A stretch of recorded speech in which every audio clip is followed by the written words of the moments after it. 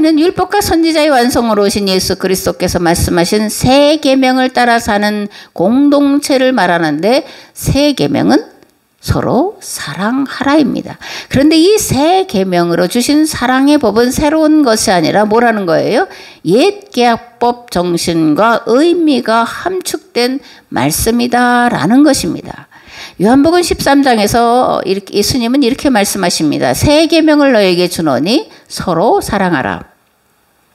내가 너희를 사랑한 것 같이 너희도 서로 사랑하라. 너희가 서로 사랑하면 이로써 모든 사람이 너희가 내 제자인 줄 알리라. 아멘.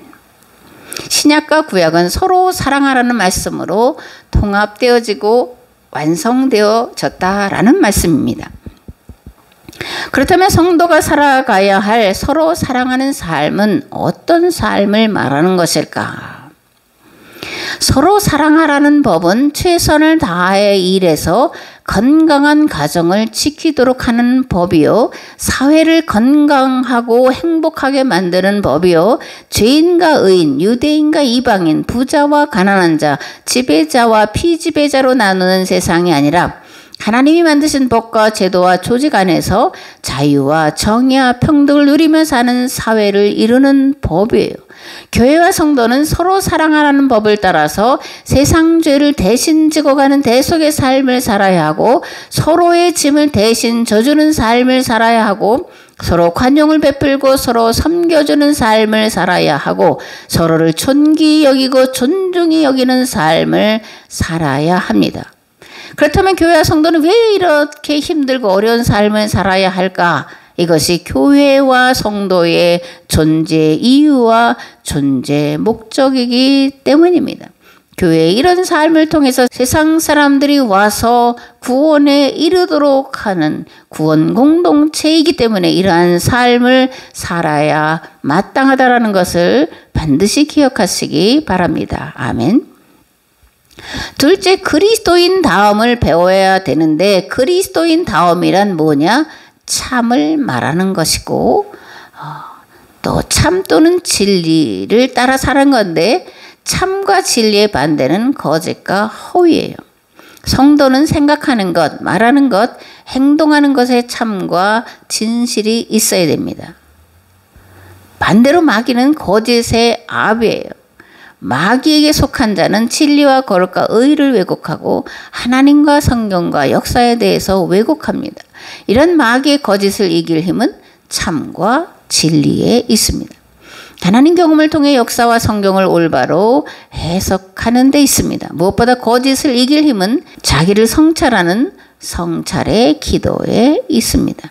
하나님은 회개하는 자를 가까이 하시고 마귀는 교만한 자를 가까이 한다는 것을 반드시 기억하시고, 참으로 진리로 마귀의 거짓과 괴계를 깨트리셔서 승리하시는 삶을 사시기를 우리 주 예수 그리스도의 이름으로 축복합니다. 아멘. 그리스도인은 타인에게 존경받을 만한 삶을 살아야 합니다. 이런 삶을 살기 위해서 항상 말씀과 기도에 집중해야 되는데, 사도 바울은 디모데전서 4장 7절에서 이렇게 말씀합니다. 공허한 이론과 저속한 신화나 전설을 가지고 논쟁을 하면서 시간을 낭비하지 마시오. 그대의 시간과 힘을 영적인 성장을 훈련하는 데 사용하시오. 아멘. 그리스도인은 무엇에든지 옳아야 합니다. 옳다고 인정받는 것은 사람에게서뿐만이 아니라 무엇보다도 하나님에게서 의롭다 인정함을 받아야 되는데, 그러면 무엇으로 옳다 또는 무엇으로 의롭다 인정함을 받을 수 있냐? 하나님의 법대로, 하나님의 말씀대로 살아갈 때 의롭다, 옳다 이렇게 인정을 받을 수가 있는 겁니다. 그 다음에 그리스도인들은 정결해야 돼요. 윤리나 도덕적으로 정숙하고 순결한 삶을 살아야 됩니다. 말과 행동과 마음과 생각에서 정결해야 돼요. 그 다음에 그리스도인은 형제에게 사랑받을 만한 자가 되어야 되는데, 어떻게 할 때 사랑받을 만한 자가 될까? 겸손하며 차비하며 관용하고 화평케 하는 것이 사랑받을 만한 처신이라는 겁니다. 마태복음 5장 9절에 이렇게 말씀합니다. 화평케 하는 자는 복이 있나니 그들이 하나님의 아들이라 일컬음을 받을 것이요. 아멘. 겸손과 자비와 관용은 화평케 하는 도구들입니다. 그리고 화평케 하는 자는 하나님의 아들이라 일컬음을 받게 되는 영광을 누리는 그런 지름길인 겁니다. 그 다음에 그리스도인은 덕을 생각하고 길일 만한 것을 생각을 해야 돼요.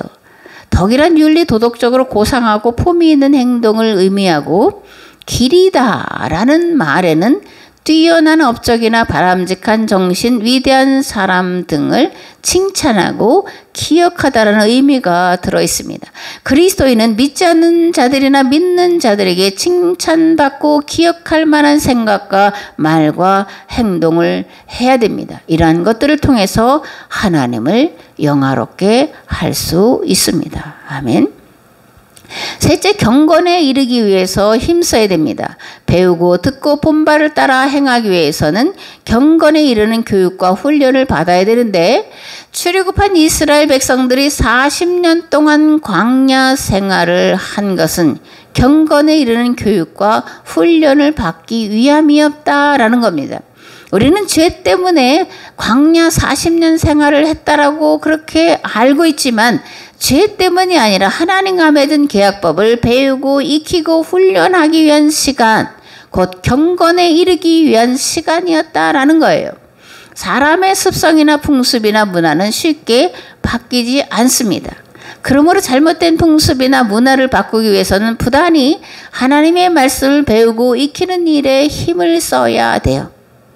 그리고 이것을 위해 성령님의 도우심을 입어야 되는데 성령님의 도우심은 말씀과 기도에 전념할 때, 경건과 거룩에 이르는 연습을 부단히 할 때 성령께서 도와주셔서 그것을 실행에 옮기도록 하시는 줄을 믿습니다. 아멘.